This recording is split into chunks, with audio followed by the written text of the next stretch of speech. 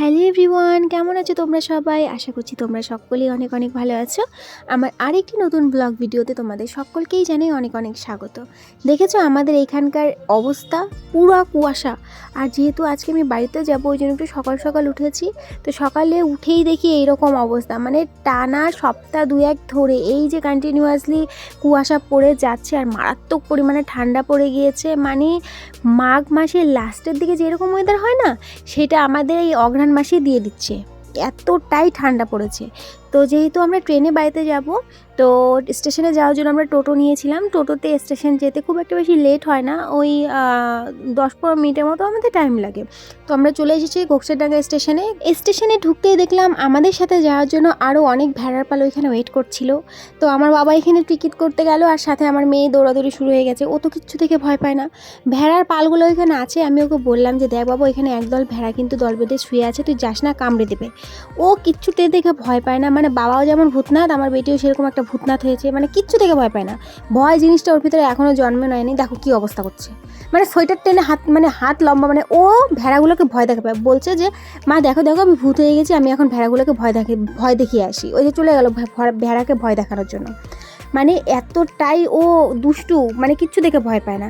তারপর তো এই যে স্টেশনে চলে আসলাম আমরা, প্ল্যাটফর্মে আর কি। তো এখানে ও আমার বাবার সাথে সাথে ট্রলিতে টানতে টানতে নিয়ে আসলো। আর ট্রেনে যাবো দেখে আমি আমার মেয়ের জন্য কিছু খাবার জন্য নিয়ে আসলাম। এমনিতেও ওর জন্য আমি টিফিন বক্সে করে ভাত ডিম সেদ্ধ নিয়ে গিয়েছিলাম। আমাদের বাড়ি থেকে ট্রেনে করে গেলে খুব একটা বেশি লেট হয় না, ওই 2-2.5 ঘন্টার মতো টাইম লাগে। তারপরও ওর জন্য আমি এক্সট্রা করে খাবার নিয়ে যাই যদি বাই চান্স খিদা লাগে। তো আমি ওকে ট্রেনে খাইয়েও দিয়েছিলাম। তো একটু পরেই আমাদের ট্রেন চলে আসবে। আর এখানে দেখো পাশে একটা ছেলে বসে আছে, খুব একটা বয়স না।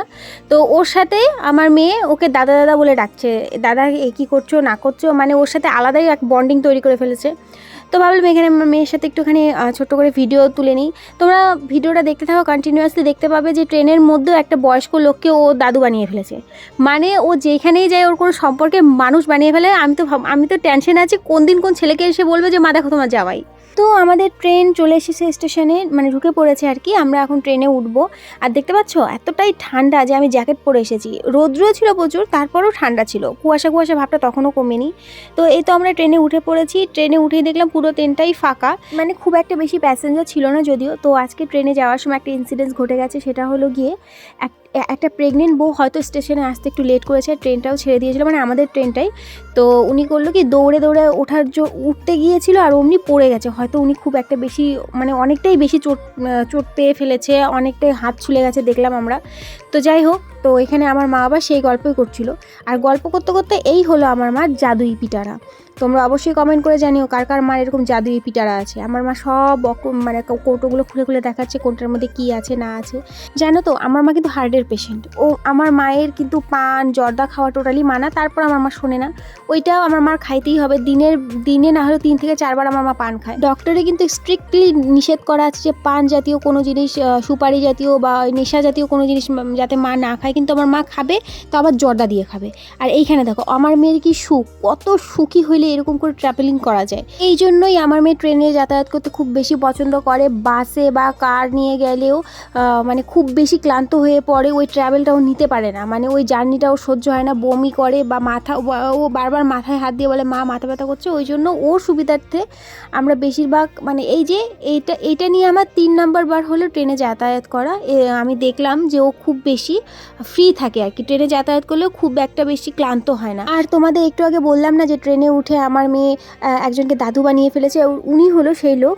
মানে ট্রেনে ওঠার পর থেকে ওনার সাথে আমার মেয়ে এত খাতির বাতিয়ে ফেলেছে, মানে দাদু আর দাদু দাদু ছাড়া কিছু বুঝছিলই না। ওনার পিঠের ওপর উঠে বাইরের সমস্ত দৃশ্য দেখছিল আর কি। আমরা ট্রেনে উঠে জানলার পাশেই সিট পেয়েছিলাম আর কি। বললাম না ট্রেনটা টোটালটাই ফাঁকা ছিল, খুব একটা বেশি প্যাসেঞ্জার ছিল না। তারপরে আমি আমার মেয়েকে নিয়ে জানলার পাশে বসার সাহসটা পাইনি।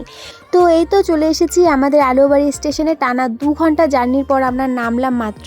তো এখন চলে যাব বাড়িতে, মানে আমার বাবার বাড়িতে। তো এই তো হলো আমার বাবার বাড়ি, মানে এটা আমার বাবার দোকান আর কি। টানা 5 থেকে 6 মাস পর আমি আমার বাবার বাড়িতে আসলাম। আর মেয়ে দেখো না এসে কতটাই খুশি, মানে হয় না মা বাড়িতে আসলে সবার মনটা একটু খুশি খুশি থাকে। আমরা এত বড় হয়ে গেছি, মানে বিশেষ করে আমি, বা আমার মাসির মেয়ে বা আমার ভাই, আমার মাসির ছেলে, এরা এত বড় হয়ে গেছে, তারপরও মামার বাড়ি যাওয়ার জন্য মনটা কেমন যেন কাঁদে।